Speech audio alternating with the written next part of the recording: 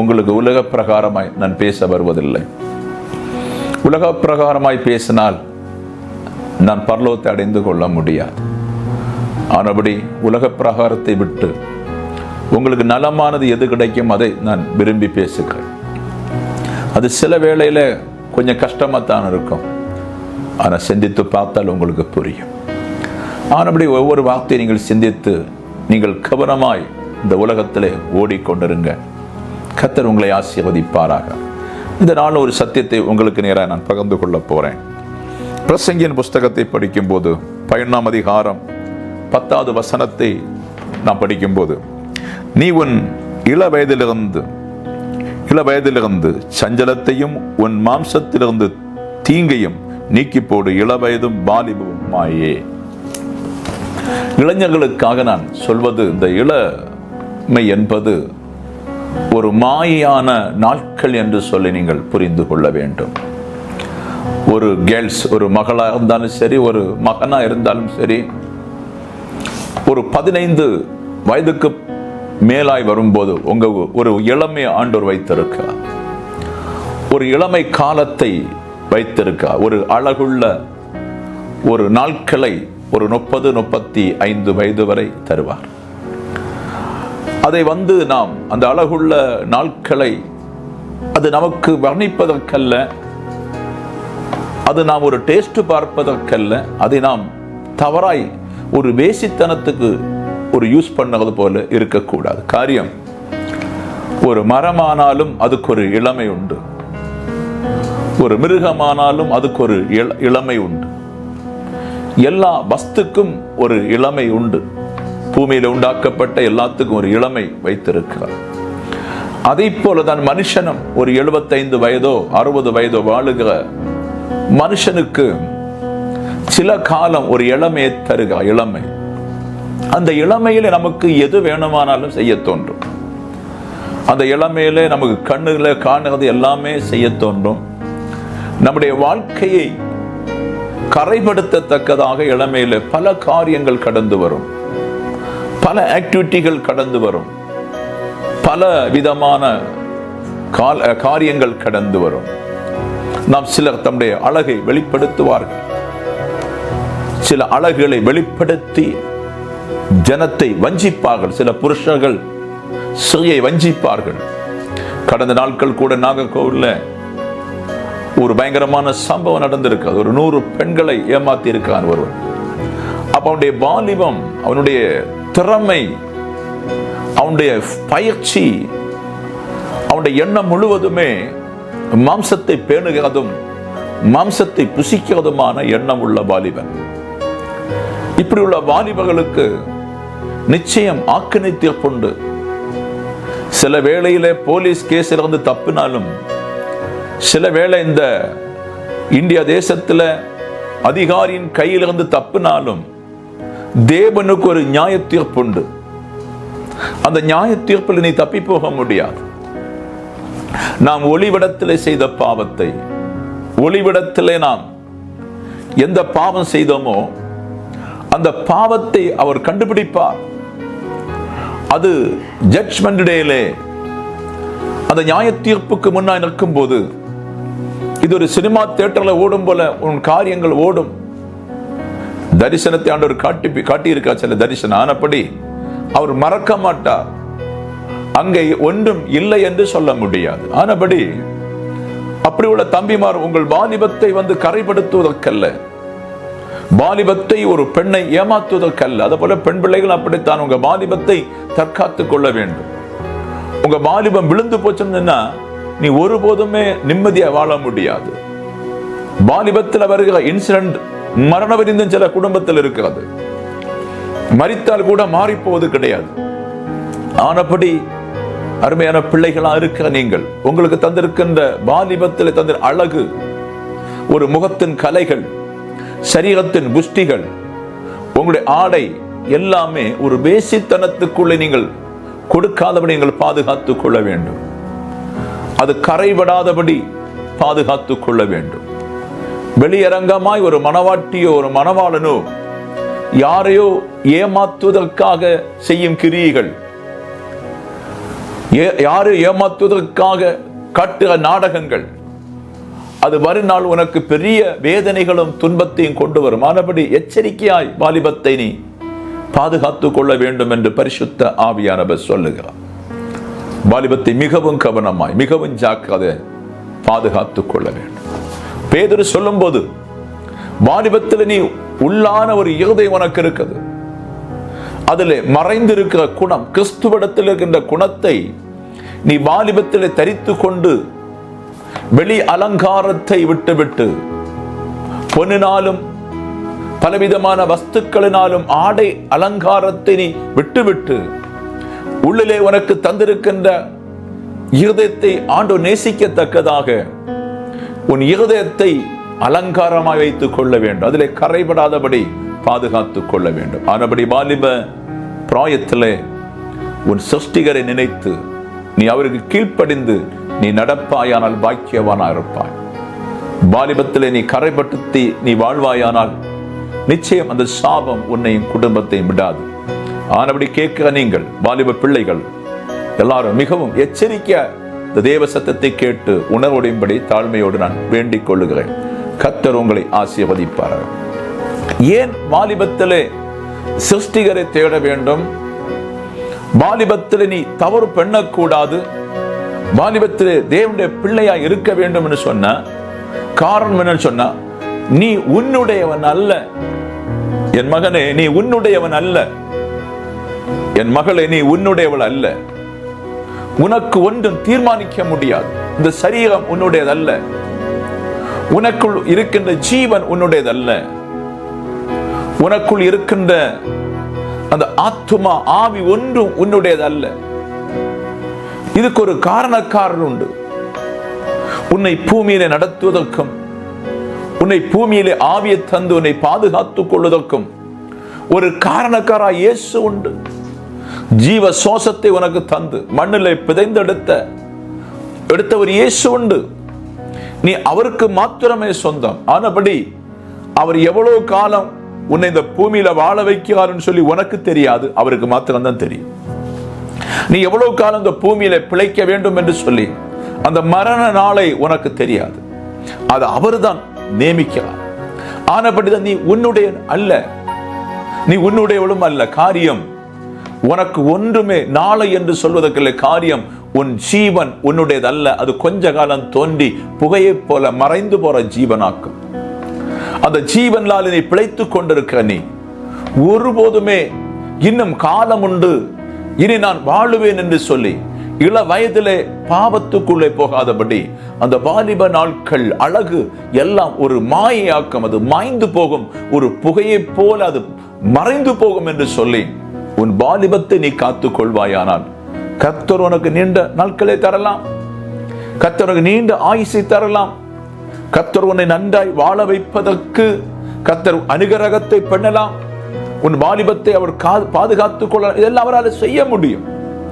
ஆனபடி வாலிபம் ஒரு மாயை என்றும் நீ உன்னுடைய அல்ல என்று சொல்லி நீ முதல்ல புரிந்து கொள்ள வேண்டும் என்று பரிசுத்த ஆவியானவர் சொல்லுகிறார். 1 கொரிந்தியர் 6:19 பவுல் உங்களுக்கு சொல்லும் போது, நீங்கள் உங்களுடையவர்கள் அல்ல என்று தெரியாதான்னு கேட்கிறார். நீங்கள் உங்களுடையது அல்லவா என்று தெரியாதான்னு கேட்கிறார். அப்ப நீங்கள் உங்களுடையவர்கள் அல்ல என்று சொல்லி முதல்ல நாம் புரிந்து கொள்ள வேண்டும். அப்ப நம்ம யாருடையவர்கள்? நம் கிறிஸ்துவுடையவர்கள். நம்ம ஒரு மண்ணான சரீரம். இளமை எல்லாம் சீக்கிரமாய் மறைந்து, இளமெல்லாம் சீக்கிரம் மண்ணோடு போய்விடும். ஆனபடி நீங்கள் மாயமில்லாத இயேசுவை பற்றி கொள்ள வேண்டுமானால் உங்க வாலிப நாட்களே மாயான வாழ்க்கை உங்களுக்கு இருக்கக்கூடாது. இந்த நாளிலே உலகம் முழுவதும் பாவத்தில் இருக்கிறது. இந்த போன் மூலம், இந்த நெட் மூலம், இந்த போன் மூலம் எல்லா பிள்ளையுடைய கையிலே பாவம் இருக்கிறது. ஒன்று படிப்பினால் வருகின்ற பாவம், படிப்பு அது ஒரு பக்கமாய் நன்மையானாலும் இன்னொரு பக்கம் அது அதிகம் பாவத்தை இந்த போன் மூலம் கொண்டு வருகிறது. இதுக்குள்ளே ஒரு கிறிஸ்துவை சரியாய் அறியாத பிள்ளை இதுக்குள்ள நெட்டுக்குள்ள போனா அவளுக்கு சுகமாய் இதுக்குள்ளே வாழ்வதற்கு சுகமாய் அன்றென்று பாவம் செய்து சுபித்து வாழ்வதற்கு இது ஏதுவாய் இந்த போனுக்குள்ள எல்லாம் அடங்கி இருக்கிறது. ஒரு மதுபான மாத்திரம் அல்ல, ஒரு வெளியரங்கமான ஒரு பாவம் அல்ல, இந்த பாவம் நம்ம கைக்குள் அடங்கி இருக்கிறது. இதுதான் யோவேல் தீர்க்கதரிசி சொல்லுகிறான். வாலிப பிள்ளைகளை கொலை செய்வதற்கு, வாலிப பிள்ளைகளை வெட்டுவதற்கு அவன் பலகாணி வழியா வருகிறான் திருடன் என்று சொல்லி எழுதி வைத்திருக்கிறது. அப்ப திருடன் கொல்லவும் அழிக்கவும் வருகிறது என்பது இந்த நெற்றுக்குள் இருக்கின்ற பாவத்தை நீங்கள் ஒவ்வொரு நாளும் ருசி பார்க்கும் போது, இந்த பாவத்தை நீங்கள் என்ஜாய் பண்ணும் போது, இந்த பாவத்தில் இருக்கின்ற காரியங்களை கொண்டு நீங்கள் தங்களுடைய சரீரம் ஆத்துமாவை கரப்படுத்தும் போது நீங்கள் கிறிஸ்துவை விட்டு பிரிந்து போறீங்க. ஜீவனை தந்தவர், இந்த மாம்சத்துக்கு சொந்தக்காக நான் இருக்கின்ற ஆண்டவரை விட்டு நீங்கள் பிரிந்து டைவர்ட் ஆகி போறீங்க. நீங்க செய்கிற பாவத்து நிமித்தம் உங்க ஆத்துமாவை சாத்தான் கொள்ளையடிக்கலாம். இதனால ஆண்டவருக்கு உனக்கு பிரி உண்டாகிறது. இதனால ஆண்டவருக்கு உனக்கு பிரி உண்டாகிறது. இதனால உன்னை கொலை செய்வதற்கு சாத்தான் பார்க்கிறான். அவன் எப்படி நரகத்துக்குள்ளே அவன் தள்ளப்படுகிறானோ அதை போல உன்னை நரகத்துக்குள்ளே தள்ளுவதற்கான சூழ்ச்சிகளை செய்து கொண்டிருக்கிறான் என்பதை புரிந்து கொள்ள வேண்டும். ஆனபடி வாலிபத்திலே இந்த போன்ல இருக்கின்ற தவறான ஆக்டிவிட்டிகளை தடுத்து நிறுத்துவதற்கு இயேசு கிறிஸ்துவை அறியாம தடுத்து நிற்க முடியாது. இன்றைக்கு இது இல்லாம யாரும் பிழைக்க முடியாது. ஏன்னு சொன்னா எல்லா உலகத்திலும் இது இருக்கிறது, எல்லா வீட்டிலும் ஆகிவிட்டது. இது ஒரு நல்ல ஒரு பொருள் தான் ஒன்று பார்த்தால். ஆனா இதை சாத்தான் உள்ளே கிரியை செய்வதை என் தேவ பிள்ளைகள், என் வாலிப பிள்ளைகள் கண் அறிந்து கொண்டு என் வாலிப பிள்ளைகள் மிக கவனமாய் நடந்தால் நீ பாதுகாத்துக் கொள்ளலாம். அப்ப இதிலே வருகின்ற பாவத்தை துளைக்க வேண்டும் என்று சொன்னால் ஒரு பரிசுத்தாய் பெற்ற பூரணமான ஒரு பிள்ளைக்கு மாத்திரம்தான் இதை ரிஜெக்ட் பண்ண முடியுமே தவிர மற்றவங்க யாராலும் ரிஜெக்ட் பண்ண முடியாது. ஆனவருடைய பூமியில இயேசு வந்து இந்த காரியங்களை எல்லாம் சொல்லிக் கொடுத்து தப்பி போக முடியாத ஒரு காலத்தை இயேசு சொன்னது. அது இந்த காலம்தான், இந்த காலம்தான் மரண காலம்.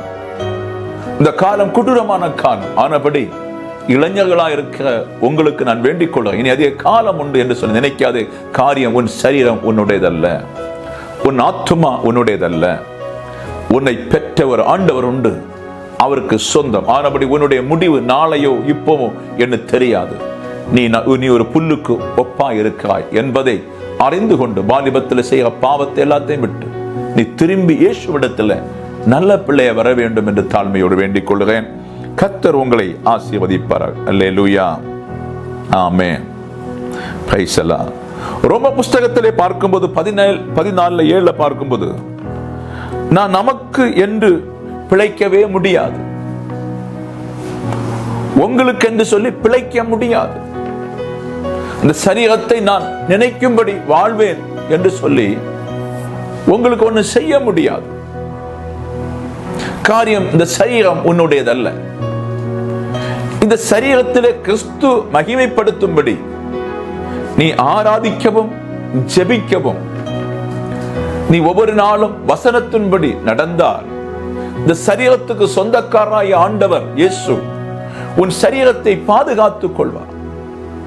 இந்த சரீரத்தை கரைபடாதபடி பாதுகாத்துக் கொள்ள அவருக்கு மாத்திரம்தான் முடியும்.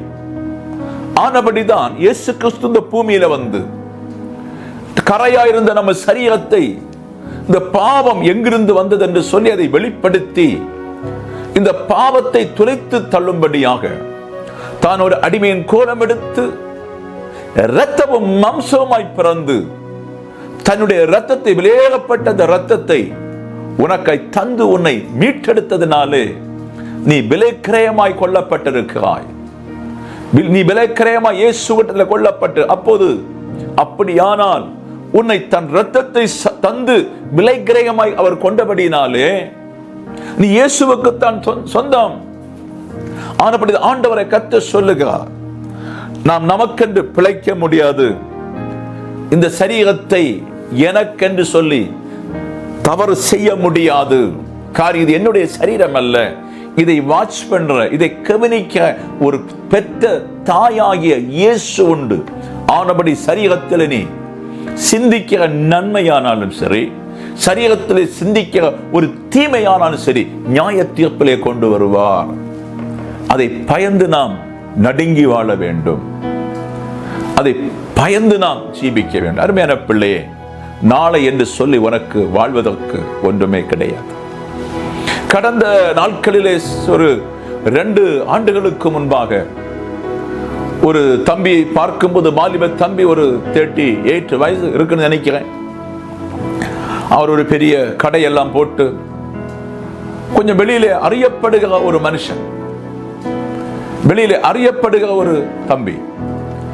அவர் வாலிபத்திலே கஷ்டப்பட்டு உழைத்து தான் முன்னேற வேண்டும் என்று சொல்லி மிகுந்த பாடுபட்டு மிகுந்த உபத்திரப்பட்டு அவர் ஓடி உழைத்து பணத்தை எல்லாம் சம்பாதித்து பெரிய ஒரு துணிக்கடை, ஜவுளி கடையெல்லாம் தொடங்கி வாழ்ந்து கொண்டிருக்கின்ற காலகட்டம். அவர் ஓடி தன் சரீரத்தை நல்லா ஜிம்மாய் வைத்திருப்பார், சரீரத்தை கட்டுப்படுத்தி வைத்திருப்பார். என் சரீரத்தில் எந்த வியாதியும் வராது, நான் 80-90 வயசு வரை வாழுவேன். காரியம், நான் பயிற்சி பண்ணுகிறேன், உடம்புல ஒவ்வொரு நாளும் எக்ஸசைஸ் பண்றேன், ஒவ்வொரு நாளும் உடம்பை டைட் பண்ணுகிறேன், ஒவ்வொரு நாளும் நான் இந்த சரீரத்தை நான் ஒடுக்கி சரியாய் பாதுகாத்துக் கொள்றேன்னு சொல்லி அவருக்கு ஒரு நம்பிக்கை. இந்த நம்பிக்கை எல்லாம் அவுட் ஆஃப் பேஷனா இருக்குது. இந்த நம்பிக்கை எல்லாம் தவறா இருக்குது. சாத்தானுடைய சூழ்ச்சி, சாத்தானுடைய தந்திரம்.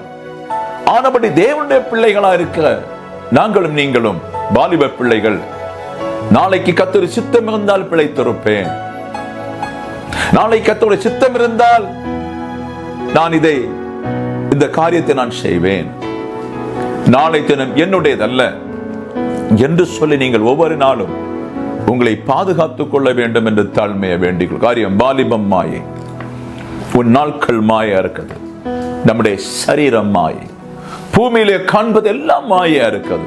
ஆனபடி ஒன்றும் நிரந்தரம் அல்ல என்று சொல்லி தயவாய் உங்களுக்கு நான் இயேசு கிறிஸ்துவின் வார்த்தையை கொண்டு நான் போஷித்துக் கொண்டிருக்கிறேன். கர்த்தர் உங்களை பலப்படுத்துவார்.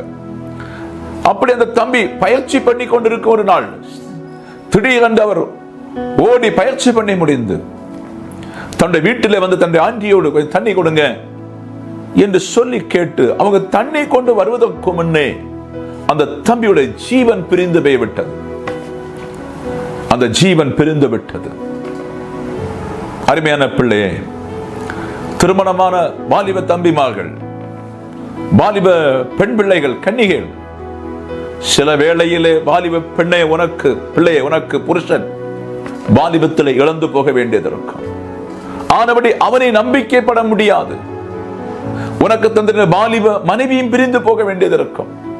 அவளை உனக்கு நம்பிக்கை கொள்ள முடியாது. காரணம், அது இடையிலே வருகிறது, இடையிலே பெய்விடுகிறோம். நாம் இடையிலே முளைத்த ஒரு சின்ன மரத்தை போல, சின்ன ஒரு புல்லை போல எங்கிருந்தோ முளைக்கிறோம், ஆனா எங்கே ஒரு நாள் பெய்விடுகிறோம். நம்முடைய தாத்தா இங்க இல்லை, நம்முடைய பாட்டி இங்க இல்லை, நம்முடைய அம்மாமார் இங்க பூமியில இல்லை, எங்கே முளைத்தாங்க, எங்கே பெய்விட்டாங்க. ஆனா இது எல்லாம் சேருகிற ஒரு இடம் இருக்கிறது, கிறிஸ்துவனுடைய இடம், ஏரியாவில் கிறிஸ்துவனுடைய அந்த முன்னே சேர போறாங்க. அப்ப நாம் இந்த நாள்ல பாவம் செய்தோம்னு சொன்னா, வாலிபம் இனியும் இருக்கும், 80 வருஷம் வாழ்வுன்னு சொன்னா நமக்கு மீட்பு கிடையாது. ஆனபடி இந்த தம்பியுடைய வாழ்க்கையை நீங்கள் ஒன்று சிந்தித்துக் கொண்டு, இந்த தம்பியுடைய வாழ்க்கையை ஒன்று நீங்கள் நினைத்து பார்த்து கொண்டு, ஆண்டவரே என்னுடைய நாட்கள் கொஞ்சமா, என்னுடைய நாட்கள் கொஞ்சமா என்று சொல்லி நீங்கள் சிந்தித்து உங்களுடைய நாட்களை கிறிஸ்துவுக்குள்ளே வளரும்படி, கிறிஸ்து ஜீவனை தந்தால் இப்படி நான் வாழ்வேன் என்று சொல்லி நீங்கள் தயவு செய்து கவனமாய் வாழும்படி பரிசுத்த ஆவியான சரியாய் உங்களோடு பேசிக் கொண்டிருக்கிறார். வாலிபம் மாயே, உன்னுடைய சரீரம் உனக்கு சொந்தம் அல்ல, இதுக்கு சொந்தக்காரர் இயேசு என்று சொல்லி நீங்கள் அறிந்து கொள்ள வேண்டும் என்று பரிசுத்த ஆவியானவர் சொல்லுகிறார். ஹல்லேலூயா. இன்னும் பிரசங்கியின் புஸ்தகம் 2:24 பார்க்கும்போது, மனுஷன் புசித்தும் குடித்தும் பலனை அனுபவிப்பதும் இதுவும் தேவனுடைய கரத்திலிருந்து வருகிறது என்று நான் கண்டேன். அல்லேலூயா.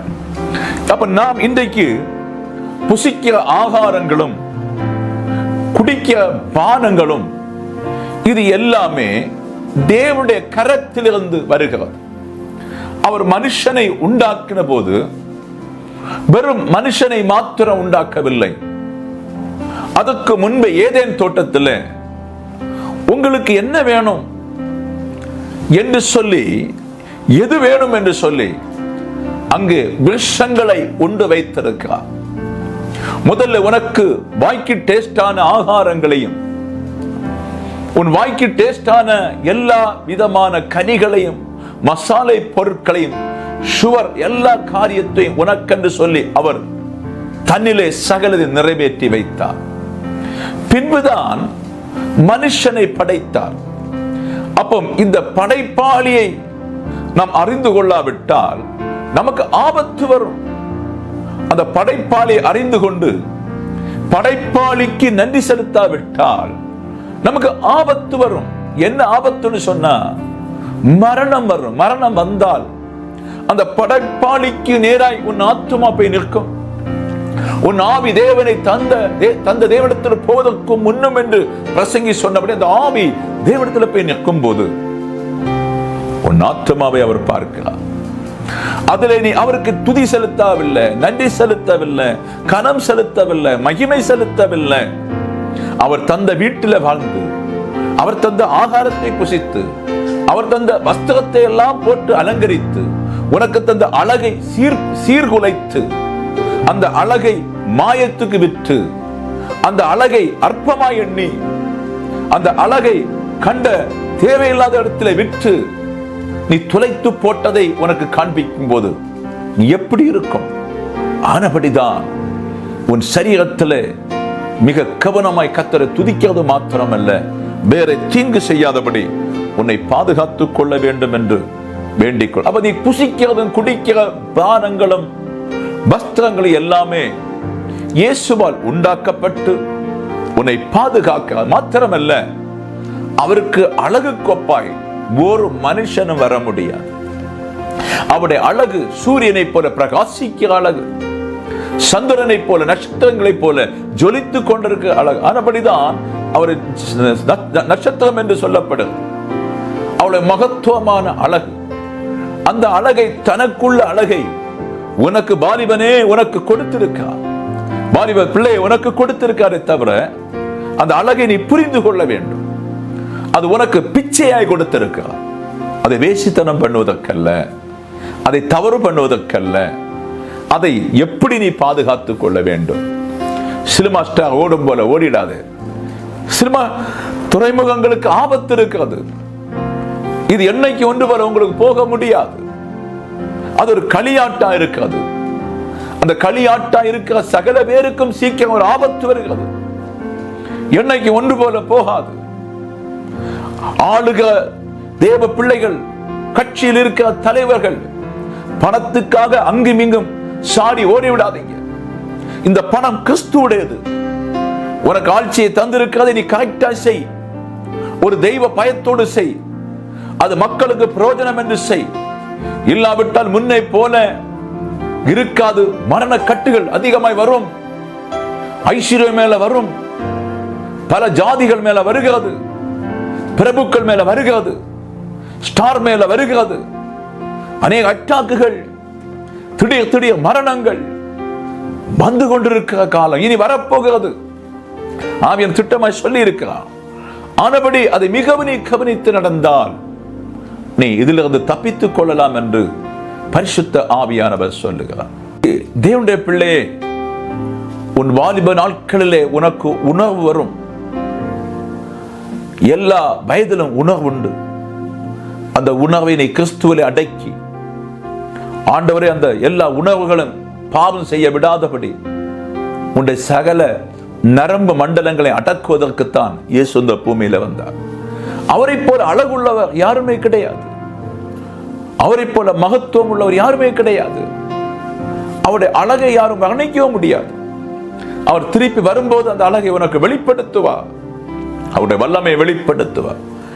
மனுஷனுக்கே இவ்வளவு அழகு ரெஸ்பெக்ட் கொடுத்திருந்தார், அவர் எவ்வளவு வர்ணையா இருப்பார் என்று சொல்லி நீங்கள் புரிந்து கொண்டு, அவருக்கு சுத்தமா இருக்க, பரிசுத்தரா இருக்கிறது போல நீ அந்த அப்பாவுக்கு பரிசுத்தமா இருக்க வேண்டும் என்று வேண்டிக் கொள்ளுகிறேன்.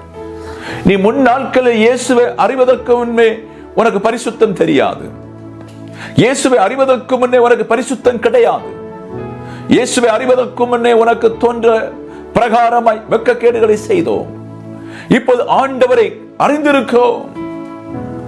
அவரை அறிந்திருக்கிறதுனாலே நீ பரிசுத்தமாகத்தான் இந்த சரீரத்தை நாளுக்கு நாள் வளர்த்துவதற்கு உனக்கு கிருபை தந்திருக்கிறார். கிறிஸ்துவின் சரீரமானது பக்தி விருத்தி அடைவது போல நீயும் பக்தி விருத்தி அடையத்தான் இந்த நாட்களை உனக்கு தந்திருக்கிறார். ஒரு பிள்ளை வந்து சின்ன பிள்ளையா இருந்தா அந்த பிள்ளை வளராவிட்டால் பெற்றோர் என்ன சொல்லுவாங்க? பெற்றோருக்கு எவ்வளவு வேதனையா இருக்கும். அதே போல கிறிஸ்துவுடைய சரீர வளர்த்தி, அவருடைய ஞானம், அவருடைய அறிவு, அவருடைய உன்னதமான வழிகள், அவருக்குள்ளே பற்றி இருக்கிற தெய்வ தன்மைகளை நீ சரீரமாகிய சபை நாளுக்கு நாள் அறிந்து வளர வைக்கத்தான் உன்னை ஒவ்வொரு ஏஜுகளை கத்த தந்திருக்கிறான். பிள்ளைகளா இருக்கும்போது பிள்ளைகளா இருந்தோ, பிள்ளைகள் பருவம் விட்டு மாறும்போது அதுக்கேற்றபடி நம்ம வாழ்ந்து அவருடைய பக்தி விருத்தியான காரியங்களை அறிந்து நாம் ஏற்றுக்கொண்டு நம்முடைய இருதயத்திலே சரீர பிரகாரமாய் வாழ தொடங்கின பின்பு அவர் உனக்கு நட்பாய், அவருக்கு உனக்கு தோழன எல்லாமாய் இருக்கிறார். ஆனபடி தேவ பிள்ளையை மிக கவனமாய் இந்த சத்தத்தை கேட்டு நீ மறந்திரும்பாய் காரியம் இள வயது மாயை என்று சொல்லி பிரசங்கி உனக்கு வெளிப்படுத்துகிறார். எல்லாருக்கும் 75-80 வயசுல வாழத்தான் ஆசை. எல்லாரும் நினைப்பது அடுத்த ஆண்டு மறந்திரும்பலாம் என்று சொல்லி, எல்லாரும் நினைக்கிறது இனி 5 ஆண்டு கூட நான் சந்தோஷமாய் வாழ்ந்து விட்டு வேலை செய்து சம்பாதித்து விட்டு என் யங் ஸ்டேஜை நான் ஆடலும் பாடலுமா நான் சீர்கழித்து விட்டு சிம்சோனை போல வாழ்ந்து விட்டு திருப்பி ஒதுங்கி வாழலாம் என்று சொன்னால் உன் நாட்கள் உன்னுடையதல்ல. ஆனபடி மிகவும் நீ கவனமாய் இருக்க வேண்டும் என்று தாழ்மையோடு வேண்டிக் கொள்ளுகிறேன். கர்த்தர் உங்களை ஆசீர்வதிப்பாராக. அலெக்சாண்டர் என்று சொல்லி ஒரு சக்கரவர்த்தி உங்களுக்கு தெரியும். அவர் யங் ஸ்டேஜில் 33 வயதிலே இறந்து போனார் என்று தெரியும். அவர் யங் ஸ்டேஜில் இருக்கும் போது அநேக நாடுகளை அடக்கின மனுஷன். அவரும் அவரோடு 4 தோழர்களுமாய் இருந்து யுத்தம் செய்து ஒரு பெரிய படைகளையும் பெரிய நாடுகளையும் அடக்கின ஒரு மனுஷன். இந்தியாவை கூட அதை அடக்குவதற்கு வந்த மனுஷன் என்று சொல்லப்படுகிறது. கடல் தடையா இருந்ததுனாலே அவர் திருப்பி போனாராம். அவர் சொன்னாராம், கடல் தடையா இல்லாவிட்டால் இதை நான் அடக்குவேன் சொல்லி வீரமாய் நடந்த ஒரு மனுஷன், வீரம் நடந்த மனுஷன். காலங்கள் கடந்த போது, காலங்கள் கடந்து போனது. அந்த கிரேக்க அலெக்சாண்டர் அவருடைய கிரேக்க நாட்டில் ஒரு சின்ன வியாதி தான், ஒரு சின்ன வியாதி அவருக்கு வந்து தாக்கி தன்னுடைய சரீரம் நாளுக்கு நாள் பலன் அற்று போய்விட்டது, பலன் குறைந்து போய்விட்டது. அவருக்கு மரணத்தினுடைய அவர் புரிந்து கொண்டார். எதையும் அடக்கலாம் என்று வாலிபத்தில் தோன்றும், எதையும் பிடித்தடக்கலாம் என்று தோன்றும், எதையும் செய்து முடிக்கலாம் என்று தோன்றும். எந்த காரியத்துக்கும் அந்த ஏஜ் ஒரு வீரமான ஏஜா இருக்கும், அந்த உள்ளத்தில் தோன்றும். அப்படி உள்ள காலகட்டம். ஆனா 33 வயது ஆகும் போதே அவர் வியாதிக்குள் அகப்பட்டார். கடைசி நாட்களில் தன்னுடைய 4 சேவகை போர்சேவர் அழைத்து அவர் பிடித்த நாடுகளை அவர் பக்கமாய் கொடுத்து விட்டு அவர் மரிக்க போனார். அவர் சொன்னது, நான் வரும்போது ஒன்றும் கொண்டு வந்ததும் இல்லை, நான் போகும்போது ஒன்று கொண்டு போதும் இல்லை. ஆனபடி நீங்கள் என்னை அடக்கம் பண்ண போகும்போது நான் செத்து விடுவேன். பெட்டி, அதாவது மனுஷனை அடக்கத்து கொண்டு ஒரு பெட்டியிலே என் கையை வெளியே போடணும், விரித்து போடணும். அவருடைய அர்த்தம் என்னன்னு சொன்ன, மனுஷன் மாயை, மனுஷன் ஒன்றும் கொண்டு வந்ததும் இல்லை, கொண்டு போதும் இல்லை என்று தான் அதன் அர்த்தம். ஆனபடினாலே மாயை இல்லாத ஒருவர் உண்டு, இயேசு கிறிஸ்து மாத்திரம். நீ அவருடைய பிள்ளையாய், கரை திரையற்ற பிள்ளைய நீ வாழ ஆண்டவர் உன்னை அழைக்கிறார். ஆனபடி இந்த உலகத்திலே வந்த எல்லா கரையையும் ஆண்டவர் கழுவ வல்லவர். நோவாவின் காலத்தில் பார்த்தீங்கன்னு சொன்னா உலகம் முழுவதும் கரைபட்டு வாழ்ந்த போதும் நோவாவும் தன் குடும்பம் கரையில்லாதபடி வாழ்ந்தார்கள் என்று வேதம் சொல்லுது. உலகம் வாழும் போல நமக்கு வாழ வேண்டிய தேவையில்லை. ஏனோக்கின் காலத்துல சகல மனுஷர்களும் பாவம் செய்யும் போது அவன் பிள்ளை செல்வங்களை பெற்ற பின்பு அவன் ஆண்டவரோடு நடந்தான் என்று வேதம் சொல்லுது. ஆனபடி உனக்கு வாலிபத்தை எதுக்கு தந்திருக்கிறான், இந்த நாட்களை எதுக்கு தந்திருக்கிறான்னு சொன்ன, நீ தேவனோடு நடப்பதற்கு, you walked with God, அவரோடு நடப்பதற்குத்தான் இந்த வாலிபத்தை அவர் தந்திருக்கிறார். ஆனபடி இதை கேட்கிற பிள்ளையே, உன் வாலிப நாட்களை செக் பண்ணு என்று பரிசுத்த ஆவியானவர் சொல்றார். இன்னும் சங்கீதக்காரன் எழுதும்போது 39:5 எழுதும்போது, இதோ என் நாட்களை 4 விரற்கடையாளமாக்கினீர், என் ஆயுசும் அது பார்வைக்கு இல்லாத போல் இருக்கிறது, எந்த மனுஷனும் மாயே என்பது நிச்சயம். ஒரு 4 விரல் இடையே போல ஒரு 80 வயசு கூடி போனால் வாழ போற, அவ்வளவுதான். அதுக்கு மேலாக ஒன்றுமே கிடையாது. அவர் சொல்லும்போது, என் நாட்களை ஒரு 4 விரல் இடையே போல வைத்திருக்கிறேன், என் ஆயுசும் அது பார்வைக்கு இல்லாத போல. அப்படின்னு நம்ம ஒரு பொருட்டே இல்லை, நம்ம ஒண்ணுமே கிடையாது. எந்த மனுஷனையும் பிரகாசிக்க வைக்க அவருக்கு முடியும். அவருடைய பார்வையில நம்ம ஒரு வெட்டுக்கிளிய போலும் கிடையாது, ஒரு உறும்புன்னு கூட சொல்ல முடியாது. நம்ம ஒன்றுமே கிடையாதுங்க. அப்படி இருக்கிற நம்மை இவ்வளவு அழகு தந்து மகத்துவப்படுத்தி வைத்திருப்பது எதுக்குன்னு சொன்னா, அவருக்கிற தன்மையை உனக்கு தந்தார். நீ அதை புரிந்து கொண்டு இந்த அழகு எது இருந்தாலும் இது மாயை என்று சொல்லி, நான் 20 வயசோ 40 வயசோ 60 வயசோ 80 வயசோ இந்த அலெக்சாண்டர் சக்கரவர்த்தியை போல என் நாட்கள் முடியும் ஆனபடி மிக ஜாக்கிரதையாய் நடக்க இயேசு உன்னை அழைக்கிறார். நீ அப்படி நடப்பாயானால், உண்மையை நடப்பாயான், இந்த சரீரத்துக்கு சொந்தக்காரர் ஒருவர் உண்டு. என் ஆவி ஆத்துமாவை கண்காணிக்கிற ஒருவர் உண்டு. நான் மனம் திரும்ப வேண்டும் என்று சொல்லி என்னை புதுப்பிக்க வந்த ஒருவர் உண்டு. அவர்தான் என் தாய் கிறிஸ்து, அவர்தான் என் தந்தை கிறிஸ்து. அவர் எனக்கு போதும். நான் பிறந்தாலும் என்னை நடத்துகிற பொல்லாத ஒரு ஆவிக்குள்ளே ஆதாம் ஏவாள் முதல் நாம் கட்டப்பட்டிருக்கிறோம். உங்க பிதாக்களும் அதிலே கட்டப்பட்டவர்கள். அவர் கட்டப்பட்டிருந்தாலும் உன்னை நேசித்து உன்னை அன்பு வைத்து அந்த திட்டத்திலிருந்து, சாத்தானுடைய தந்திரமான திட்டத்திலிருந்து உன்னை வேர்பிரித்து எடுப்பதற்குத்தான் இயேசு இந்த பூமியில வந்தார். அருமையான மகனே, அருமையான மகளே, ஆனபடி வேசித்தனத்துக்கு உன் சரீரத்தை ஒப்புக் கொடுக்காதே.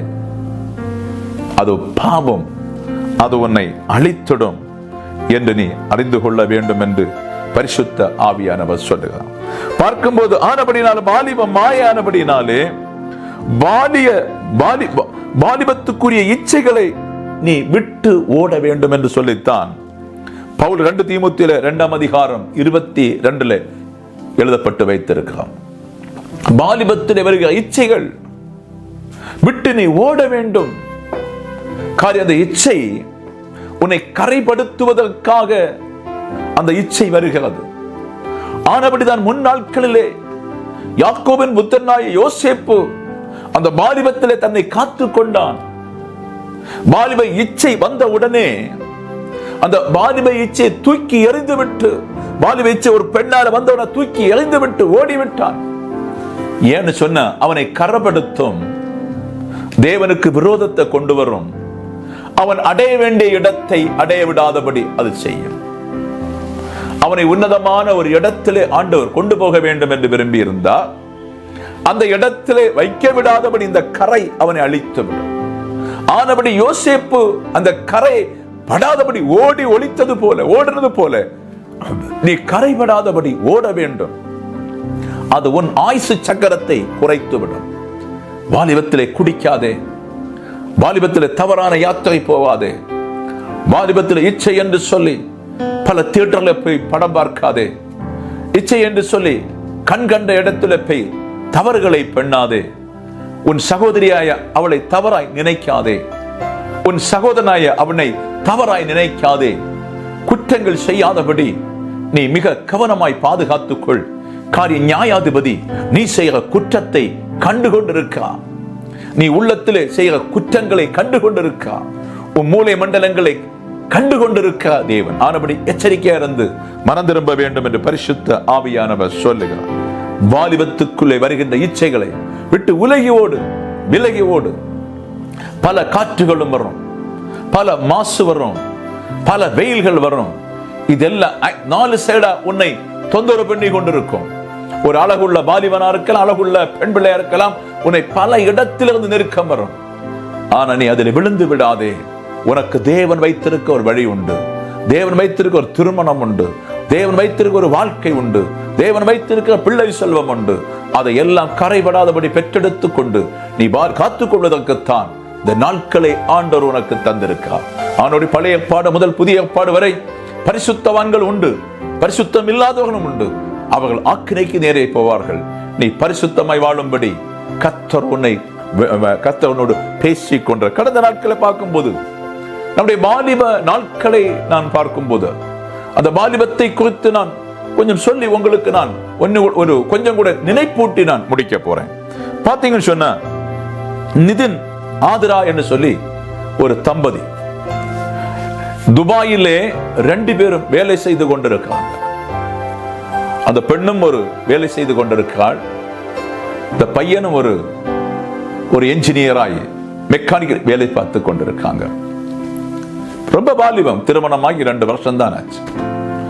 இவங்க நினைத்திருப்பாங்க, அழகான எனக்கு புருஷன் கிடைத்த மனைவிக்கு சந்தோஷம்,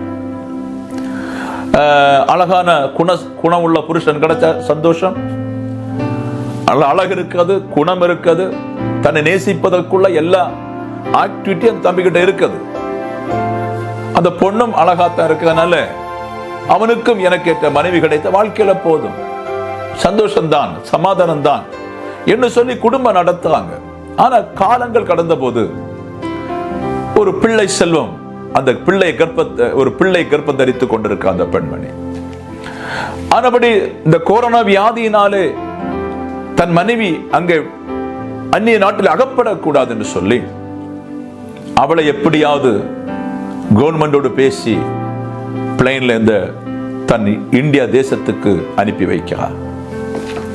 அனுப்பி வைத்து நீ போய் சந்தோஷமா பிள்ளை பெற்று சந்தோஷமா பிள்ளை பெற முடிந்த உடனே நானும் வருவேன், நம் சந்தோஷமா மீண்டும் ஒரு பிள்ளையோடு வாழணும், மீண்டும் இந்த நாட்டுக்கு வரணும், சந்தோஷம் வாழலாம் என்று சொல்லி ஒரு பிள்ளை பெறுவதற்காக அந்த தன் மனைவி ஊருக்கு வருகிறாள். ஊருக்கு வந்து கடந்த 2-3 நாளுக்கு முன்பே அவள் ஒரு பெண் பிள்ளை பெற்றெடுத்தாள். அந்த பிள்ளை பெற்ற அன்றைக்கு தன் புருஷன் துபாயில அட்டாக் வந்து இறந்து போய்விட்டார். துபாயிலே இறந்து போய்விட்டார்.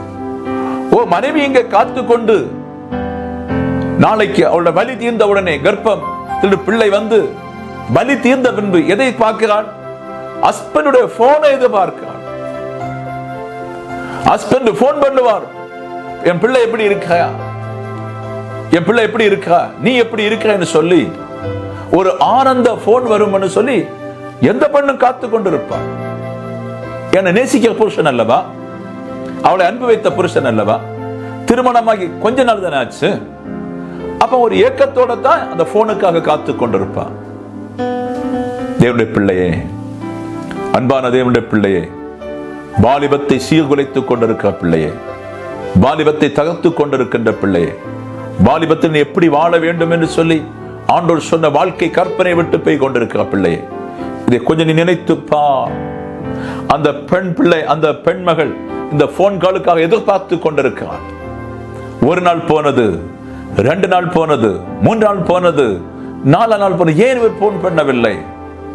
அவர் என்ன வாக்கு சொன்னார்?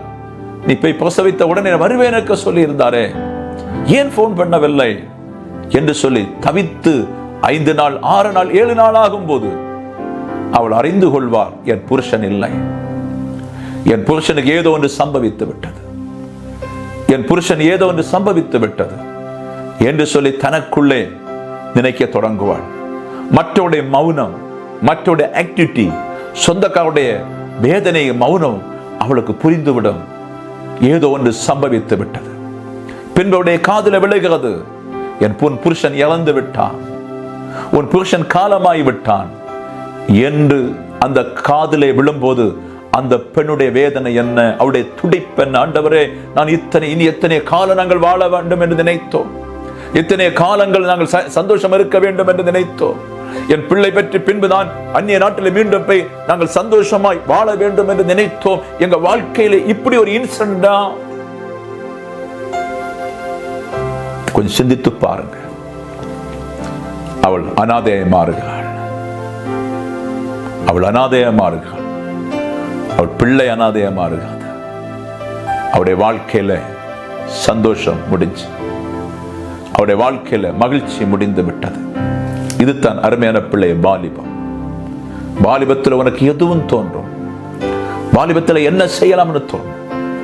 இவங்க 2 பேரும் இயேசு கிறிஸ்துவை அறிந்தால் மாத்திரம்தான் நித்திய ஜீவன். அந்த தம்பி இயேசு கிறிஸ்துவை அறிந்து தேவனுடைய பிள்ளையை மாறினால் மாத்திரம்தான் அவனுக்கு நித்திய ஜீவன். இல்லாவிட்டால் அவனுக்கு நித்திய ஜீவன் இல்லை.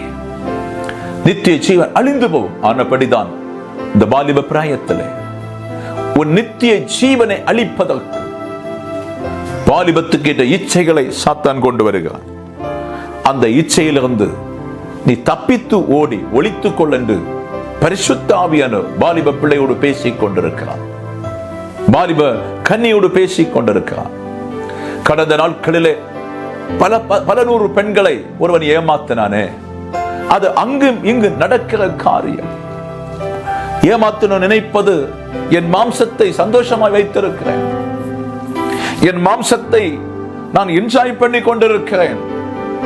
இது சரியான பெற்றோர் கிடையாது. இவங்களுக்கெல்லாம் இந்த வாலிப பிள்ளைகளை நடத்துவதற்குள்ள பெற்றோர் கிடையாது. இந்த பெற்றோர் சரியா இருந்தா இந்த பையன் மாதிரி இப்படி போக முடியாது. ஒரு பிள்ளையோட ஆக்டிவிட்டி ஒரு பெற்றோர் அறியாவிட்டால் அவங்க சபிக்கப்பட்டவன். ஆனபடிதான் வாலிபத்திலே தன் தங்கச்சி என்று தெரியாதபடி, தன் அக்கா என்று தெரியாதபடி, தன் சொந்தம் என்று தெரியாதபடி, இவளுடைய சரீரம் என்ன போல, அம்மாவுடைய சரீரத்தை போல என்று சொல்லி தவறு பண்ணும்படி வாலிபத்தில் சாத்தான் தூண்டி அவனை அழித்துக் கொண்டிருக்க. அவனுடைய ஆத்துமா அந்த பாவ இச்சைக்குள் தூண்டும் போது அவன் சாத்தானுக்கு சொந்தம். அவன் அழிந்து விடுகிறான். பிள்ளையே, அவனுடைய வாழ்க்கை நரகத்துக்குள்ளே தள்ளப்படுகிறது. மிக கவனமா இருக்கணும். டெல்லியில் நடந்த சம்பவங்கள், 5-6 பசங்களாய் சேர்ந்த ஒரு பெண் பிள்ளை வாகனத்தில் நடத்தின சம்பவங்கள். அந்த பிள்ளை செத்து போனாள். 4 பேர் ஒரே நாள் தூக்கிலே ஏறினாங்க. இது எல்லாம் நினைத்துக் கொண்டு வாலிபத்தில் துன்பம் வராதபடி பாதுகாத்துக் கொள். வாலிபத்தில் நீ விழுந்து போகடி பாதுகாத்துக் கொள். கர்த்தரோடு பேசிக் கொண்டிருக்கிறார். இந்த வாலிப நாட்களை சிந்தித்து கவனமாய் நடந்து கொள் மகனே. பவுல் சொல்லும்போது வாலிப இச்சைக்கு விலகி ஓடு என்று சொல்லி தீமோத்தேயுக்கு எழுதின பிரகாரம் நீ வாலிப இச்சைக்கு விலகி ஓட கர்த்தர் சொல்லுகிறார். நீ அப்படி ஓடுவாயானால் நீ பாக்கியமான இருப்பாய். வாலிப இச்சை டூருக்கு அழைத்து கொண்டு போ. வாலிப இச்சை நண்பர்களோடு அழைத்து கொண்டு போ. வாலிப இச்சை பார்ட்டிக்கு அழைத்து கொண்டு போ. வாலிப இச்சை தவறான இடங்களுக்கு உன்னை கொண்டு போ. வாலிப இச்சை எதுவும் செய்யலாம், எனக்கு ஒரு பலன் இருக்கிறது என்று சொல்லி அதை அழைத்து கொண்டு பல இடத்துக்கு போய் உன்னை கரைப்படுத்தி உன் ஆயுசு சக்கரத்தை குறைத்து மண்ணுக்குள்ளே தள்ளிவிடும். நீ செய்ய வேண்டிய வாலிபத்தில் செய்ய வேண்டிய வேலை தேவனுக்கு செய்யாம நீ போவாயனால் உன் ஆவி ஆத்துமா நேர நரகத்துக்கு தள்ளப்படும். ஆனபடி என் ஸ்டேஜில் நீ கர்த்தரை தேடு, கர்த்தருக்காய் வாழு. இது என்று ஒப்பு கொடுத்து நீ பிழைக்க இந்த வேளை கர்த்தர் பேசிக் கொண்டிருக்கார். உனக்கு ஒரு திருமணம் உண்டு, உனக்கு ஒரு மனைவி வருவாள். உனக்கு ஒரு திருமணம் உண்டு, ஒரு புருஷன் வருவான். நல்ல பிள்ளை பெற்று சந்தோஷமாய் வாழ்ந்து பிள்ளையை கிறிஸ்துவுக்கு என்று கொடுக்கவும் நீயும் கரைபடாரி வாழ்வதற்கு ஒரு வாழ்க்கைக்கு தான் இயேசு இந்த பூமியில உன்னை வைத்திருக்க. மாத்திரமல்ல, முதல் ஒரு மரணம் உண்டு. அந்த மரணத்துக்கு இருந்து அந்த மரணத்தோட நீ அந்த மரணத்தில் உயிர் தழும்ப நீ பாக்கியவான். முதலாம் ஒரு மாம்சத்தில் ஒரு மரணம் உண்டு. அந்த மரணத்துக்கு மாத்திரம் நீ பங்குள்ளா இருக்கணும் தவிர நியாய தீர்ப்பு கழிந்த 2ஆம் மரணத்துக்கு நீ போகக்கூடாது. அது கொடூரமா இருக்கும். ஆனபடி முதலாம் மரணத்துக்கு பாக்கியம் உள்ளவனாய் நீ எழும்பும்படி கர்த்தர் உன்னோடு பேசிக் கொண்டிருக்கான். கரைபடாரி பாதுகாத்துக் கொள் என்று பரிசுத்த ஆவியோடு பேசிக் கொண்டிருக்கான். வாலிப நாட்கள் மாய் என்று சொல்லி ஆண்டவர் பேசிக் கொண்டிருக்கான். இப்படி இறந்து போற அநேக வாலிபர்களை நினைத்து பார் மகனே. இந்த கொரோனால வாலிபர் எத்தனை வாலிபர் இறந்து கொண்டிருக்காங்க. இப்போது பயங்கரமான மரணம். கடந்த நாட்களில் நான் வந்து பேசும்போது இந்த மரணத்தை பற்றி நான் சொல்லியிருந்தேன். இப்படி பயங்கரமான மரணங்கள், தற்கொலைகள் நடக்கும். அதெல்லாம் இப்ப நடந்து கொண்டிருக்குது. பயங்கரமான தற்கொலை.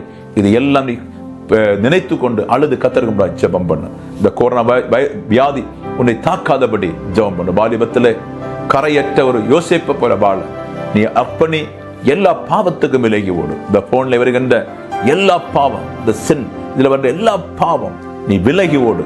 இதை நல்லதுக்கு நீ எடுத்துக்கொள், தேவைக்கு எடுத்துக்கொள், நல்ல மெசேஜுக்கு எடுத்துக்கொள், வேற ஒன்றுக்கும் எடுக்காதபடி இதை விட்டு விடு. போன் கால் பண்ணு, ஆஃப் பண்ணி வைத்துக்கொள். அப்படி நெட்டில பார்த்தா கூட தவறான ஏதோ ஒரு ஆக்டிவிட்டி உனக்கு வந்தாலும் சீ என்று சொல்லி உதறி விட்டு அதை ருசி பார்க்காதபடி உன்னை பத்திரப்படுத்தும்படி கர்த்தர் பேசிக் கொண்டிருக்கார். பாலிபத்திலே உன் சிருஷ்டிகளை தொழுதுகொள். பாலிபம் மாயை என்று சொல்லி அறிந்து கொள்ள வேண்டும். பிரசங்கி செய்ய வேண்டிய பாவங்களை செய்தார். 700-300 மரமாட்டிகள், 700 மனைவிகள் நல்ல பாவத்தை செய்திருக்கா. ஆனா அவர் தெளி வந்த போதுதான் அவருக்கு புரியாது, எல்லாம் மாயா இருக்காது. நீ சாப்பிட்ற சாப்பாடு எல்லாம் மாயா இருக்காது. நீ காணாத எல்லாம் மாயா இருக்குது. இந்த மாயைக்கு விலகி உன்னை காத்துக்கொள் என்று பரிசுத்த ஆவியானவர் சொல்லுகிறார். எங்கள் அன்பு நல்ல தகப்பனே, இந்த அருமையான நேரத்துக்கு ஆயுமை நான் சோத்தரிக்கிறேன் ஆண்டவரே. அநேக வாலிப பிள்ளைகளை கர்த்தர் சந்திப்பீராக.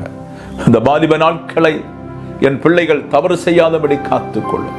தேசமெங்கும் பாவம் நிரம்பி இருக்கின்ற காலகட்டம், தேசமெங்கும் பாவம் நிரம்பி இருக்கின்ற காலகட்டம். இந்த பாவங்கள் என் சகோதர பிள்ளைகளுக்கு மேல, என் சகோதரி மேல தொடாதபடி பாதுகாத்துக் கொள்ள வேண்டும். சாத்தான் கரைகளை கொண்டு இருதயத்தை வைக்கும் போது அதை மாற்றத்தக்க கிருபை, தேவ கிருபை அவளுக்குள்ள ஜொலிக்கும்படியாக ஜபிக்கிறேன் ஆண்டவரே. கொரோனால மரித்து கொண்டிருக்கிற ஜனம், அட்டாக்ல மரித்து கொண்டிருக்கிற ஜனம், கேன்சர்ல மரித்து கொண்டிருக்கிற ஜனம், அநேக மரண கன்னிகள், இது எல்லாம் ஆண்டவரே பரலோக ராஜ்யத்தில் அடைவதற்காக அவர்கள் வாலிப பிராயத்தில் சிருஷ்டிகளை தேட ஆண்டவரே நான் வேண்டிக் கொள்கிறேன் ஆண்டவரே. நாடு முழுவதும் பிரச்சனை, நாடு முழுவதும் பயம், நாடு முழுவதும் வேதனை அப்பா. இன்றைக்கும் ஜனங்கள் அறிந்து கொள்ளலப்பா. ஒவ்வொரு உள்ளங்களும், ஒவ்வொரு மக்களும் இயேசுவை அறிந்து கொள்வதற்காக நாங்கள் எங்களுடையவர்கள் அல்ல, அவர்கள் அவர்களுடைய அல்ல, இதை நடத்த ஒரு தேவனுடைய பிள்ளைகள் என்றும், இந்த மண் அவர் பதிந்து உண்டாக்குனார் என்றும், அவருடைய ஆவி ஆத்துமா நமக்குள் இருக்கிறது என்றும் சகல ஜனங்களும் அறிந்து, சகல நாடுகளும் அறிந்து இயேசுவை துதித்து, இயேசுவை பாடி, இயேசுவை உயர்த்தி, இயேசு உன்னத தெய்வம் என்று சொல்லி அவரோடு நடக்கும்படி எல்லா ஜனங்களுக்கும் கிருபை செய்வீராக. இந்திய மக்களுக்கு கிருபை செய்வீராக. சபைக்கு கிருபை செய்வீராக. ஒரு மனுஷன் கூட கெட்டு போக கூடாது, ஒரு மனுஷன் கூட அழிந்து போக கூடாது. சகல பேரும் நித்திய ஜீவனை பெற்றுக்கொள்ள என் தேவனுடைய கரம் வானத்தின் கீழே எல்லா மக்கள் மேலும் கண்ணோக்கமாய் இருப்பதாக ஆண்டவரே. கடைசி நாட்களை எழுப்பும் போது நாங்கள் கரைதுரை அற்றவர் என்று சொல்லத்தக்கதாய் உம்முடைய இரத்தம் கொண்டு கழுவி இருக்கிறேன் ஆண்டவரே. அதற்காக சோத்ராப்பா. ஆஸ்பத்திரி வாழ்ல நிரம்பி இருக்கின்ற மக்களை விடுதலையாக்குவீராக. சோதனையில் இருக்கின்ற மக்களை விடுதலையாக்குவீராக. கடன் பாரத்தில் மக்களை விடுதலையாக்குவீராக. என் ஸ்டேஜ் என்று சொல்லி ஓடிக்கொண்ட மக்களை தொடுவீராக ஆண்டவரே. கரை திரையற்ற மனவாட்டி சபையாய் இந்த பிள்ளைகளை ஆசீர்வதிப்பீராக. சகல தடைகளை மாற்றும், கண்ணீரெல்லாம் துடைக்கப்படட்டும், வேலை வாய்ப்புகள், பாதைகள் எல்லாம் உண்டாகட்டும் என்று அடியேன் ஜெபிக்கிறேன். தாழ்த்தி உம்முடைய சமூகத்தில் ஒப்பு கொடுத்து ஜெபிக்கிறேன் ஐயா.